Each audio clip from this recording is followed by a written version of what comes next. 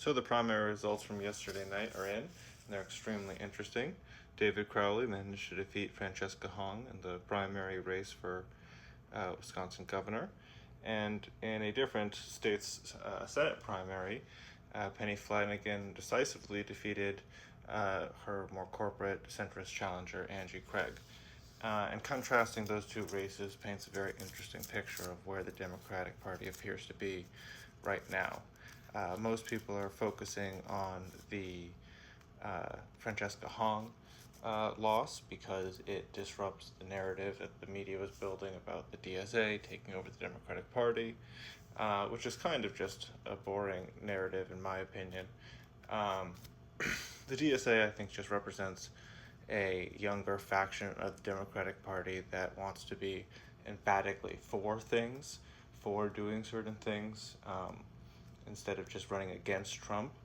Now you can believe that some of those things that they want to do and they want to run for are nutty and too extreme and pie in the sky, utopian ideal type stuff.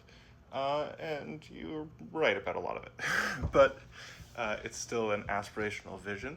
And I think that is one of the things that really separates a lot of sort of progressive left-leaning candidates, even if they don't associate with the DSA, and a lot more centrist establishment corporate Democrats. I mean, if anything, also, it just shows you that being a strong candidate matters. Francesca Hong spent the last 2 weeks of her primary campaign running into a field of rakes like Sideshow Bob and just having every single one smack her in the face.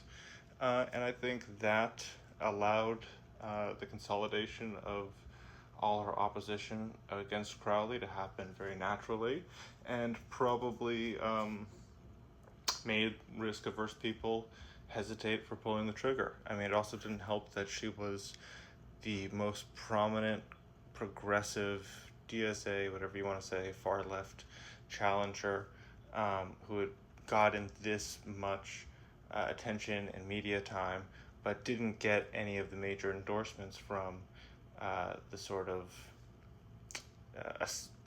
the established people on the left, mainly AOC and Bernie Sanders. I guess their instincts look very good now because she lost, but with the margin being so tight, I mean, she lost by half a percentage point, I do wonder if their endorsements would have made a difference, although probably not much. And if anything, it just shows that candidate quality still really matters. You have to be able to talk convincingly about your beliefs and be able to explain why they've changed if you have a bunch of wacky tweets out there. And she basically failed to do that at several times. So, yeah, it's very interesting, though, to see how David Crowley will run now, because, as I said, I think that the main difference between the two factions of the Democratic Party at the moment is that there's an establishment party that wants to be against Trump and against the MAGA movement, which I certainly think needs to be done, but they don't have much of an affirmative vision for what they want to do past that. And I think that the DSA candidates have a lot of things they want to do and things that they are for. And it's going to be interesting to see if David Crowley adopts some of those positions or does anything to bring those people to him, because the people who are against Trump in a primary are still going to have the opportunity to be against Trump in the general election. But if you were for a specific cause like Medicaid for all, but now you can't vote for that in the election because your candidate doesn't have that position anymore, then that percent type of voter is more likely to sit out, in my opinion. So it'll be interesting to see if there's any reaching across the aisle or what's being done to unify the party in basically the counter way that Abdul al-Sayed will have to do in his general election. The other election that I think was very interesting is Penny Flanagan crushing her opponent, Angie Craig, by about 20 points. She was outspent around 7-1.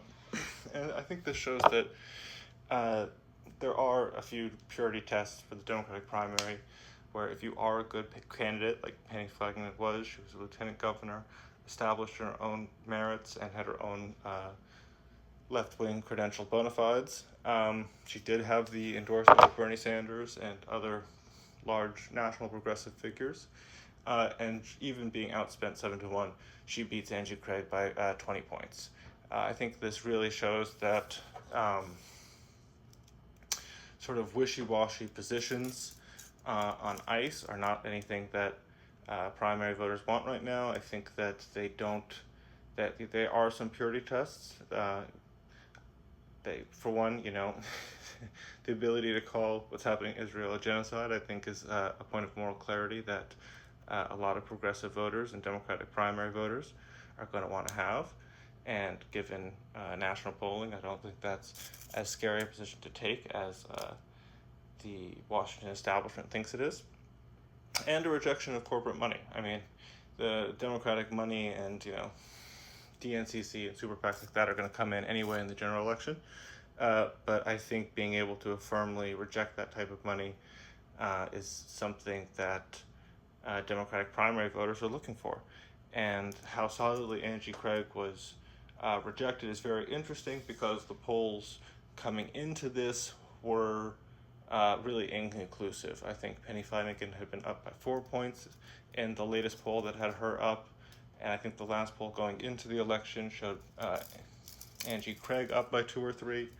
All within the margin of error, but they had this as a tight race, and the electorate there in Minnesota did not think so. They decisively went for Penny Flanagan, and it's going to be, I think she's a strong candidate, and it'll be interesting to see how she starts to run her general election. But those are the big takeaways. Also, some elderly incumbents lost. There's still a wave for new generational change in the Democratic Party, as there should be. And, if you're any established person in the party who's been waiting their turn for any position or policy thing they wanted to do, you should just start doing it, because that sort of behavior makes you seem like you have no spine. So until the next interesting political thing, that's all I have to talk about for now.